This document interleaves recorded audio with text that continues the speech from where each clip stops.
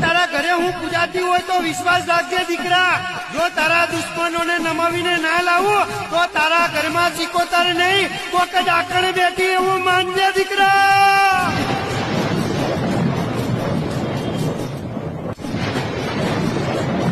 જો તારા ઘરે હું પૂજાતી હોય તો વિશ્વાસ રાખજે દીકરા. જો તારા દુશ્મનોને નમાવીને ના લાવું તો તારા ઘરમાં ચીકોતર નહીં કોક જ આકડ બેઠી એવું માનજે દીકરા.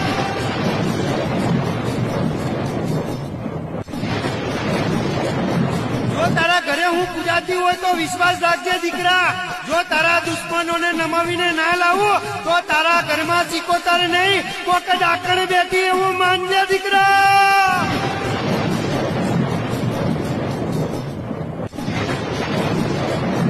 જો તારા ઘરે હું પૂજાતી હોય તો વિશ્વાસ રાખજે દીકરા. જો તારા